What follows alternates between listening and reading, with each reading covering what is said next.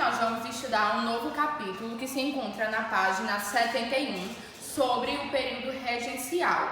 Vocês lembram que na aula passada, eu falei para vocês daquele processo do primeiro reinado, isso? E antes do primeiro reinado, temos aí a independência do Brasil. Mas vamos lá.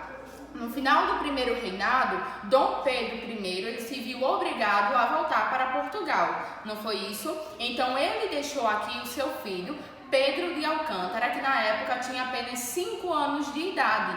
Mas, como a gente sabe, uma criança ela não tem condições, não é isso? Ela não entende de leis para poder assumir o trono e governar um país. Então, o que acontece? Enquanto Pedro de Alcântara ele não pudesse se tornar o novo imperador do Brasil, quem cuidou de manter a ordem no nosso país foram os regentes, tá certo? O período que esses regentes ficaram aqui no poder foi chamado de período regencial, que foi de 1831 a 1840, totalizando assim 9 anos de período regencial, tá? Então até que Dom Pedro de Alcântara, que futuramente ele seria o novo imperador, chamado de Dom Pedro II, assumiria a sua maioridade. Então, nós podemos entender, o período de regências foi marcado por alguns períodos, alguns regentes que governaram o Brasil. A primeira foi a regência trina provisória. Como o próprio nome já fala, trina, composta por 3 pessoas, e provisória, que foi durante algum momento, tá certo? Então, durou apenas 3 meses. A próxima regência foi a trina permanente, novamente trina, composta por 3 pessoas, e permanente porque durou algum tempo, tá? Então foi de 1831 a 1834. Então nessa regência trina permanente, a situação estava muito conturbada no nosso país e as províncias continuavam com as revoltas, tá? Então é exemplo da província de Pernambuco, a província do Ceará, do Maranhão, de Minas Gerais e também do Pará. Em 1834 foi reformulada a Constituição, aquela Constituição de 1824, que foi outorgada por Dom Pedro I. Vocês lembram qual é a diferença de outorgada e promulgada? Tá? Então, se vocês não lembram, é bom dar uma olhadinha na aula anterior, tá certo? Então, aquela Constituição de 1824, ela foi reformulada 10 anos depois e foi adicionado novas medidas. Então, foi um momento chamado de ato adicional. Então, uma das novas medidas adotadas, adicionadas a essa Constituição, foi a transformação da regência trina agora em regência una. Então, acabou aí o momento de regências compostas por 3 pessoas. Então, novamente relembrando a vocês, o período regencial, ele foi composto por 2 regências trina. A primeira foi a trina provisória, que durou apenas 3 meses, e a trina permanente, que durou 3 anos.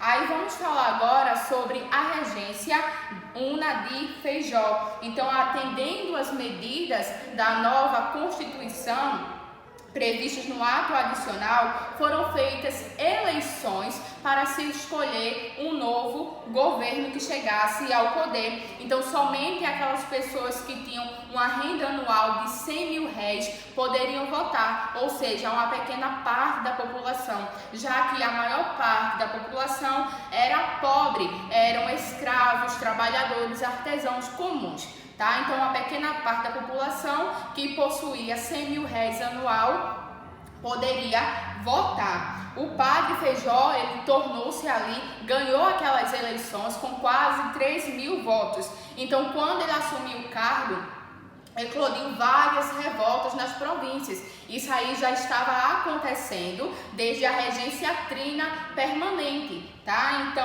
as províncias começaram a se revoltar. A exemplo, na província do Pará, houve a cabanagem, na do Rio Grande do Sul, houve a farroupilha. E quando ainda faltava 2 anos para terminar o seu mandato, Feijó, ele entregou o seu cargo para Araújo Lima. E isso não significa que essas revoltas necessário, tá? Então podemos dizer que Feijó, ele não aguentou a pressão popular, esse levante popular, e essas reivindicações nós podemos entender que os revoltosos das províncias queriam a volta de Dom Pedro I, e se Dom Pedro I não voltasse, eles queriam um novo imperador, tá certo? Então, Araújo Lima, ele assumiu, durou de 1837 até a posse de Dom Pedro II. Ao longo do seu governo, as revoltas elas foram reprimidas e os revoltosos foram castigados, o que provocou a morte de milhares de pessoas. Aí falando agora sobre algumas revoltas, tá certo? Desse período regencial.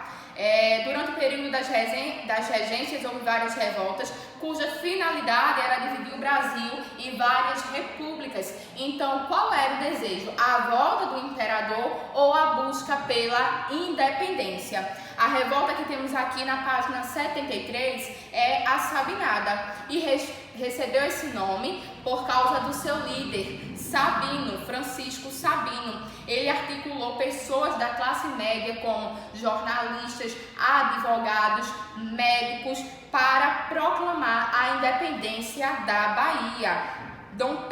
Até que Dom Pedro II ele atingisse a maioridade, tá? Então queria se tornar independente, se separar do resto do país, até que Dom Pedro II atingisse a maioridade. A segunda revolta que temos aqui foi de 1835 a 1840. O nome dessa revolta ela originou-se do local onde as pessoas viviam, assim eles foram chamados de cabanos.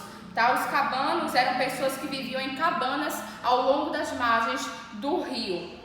Essa foi a primeira revolta articulada pelas pessoas da classe mais pobre, A Sabinada, como eu acabei de falar para vocês, ela foi articulada por pessoas da classe média, advogados, médicos e jornalistas. Já a cabanagem, ela foi articulada por pessoas de classe mais pobres, as pessoas que viviam às margens dos rios, os cabanos. Então, entre eles nós temos indígenas, mestiços, semi-escravos, negros escravos, sertanejos, e eles protestavam contra a exploração que sofriam dos fazendeiros e das autoridades locais. Com os confrontos acontecendo cada vez mais, a única saída seria realmente antecipar a maioridade de Dom Pedro de Alcântara, tá? Então, a maioridade dele foi antecipada, na época ele tinha apenas 14 anos de idade e ele foi coroado o novo imperador do Brasil com apenas 14 anos de idade e o seu governo durou quase 50 anos, certo? Eu deixo para vocês a atividade das páginas 74, 75 e 76, referente a este capítulo aqui do período regencial, ok? Eu espero que não tenha ficado nenhuma dúvida e até a nossa próxima aula.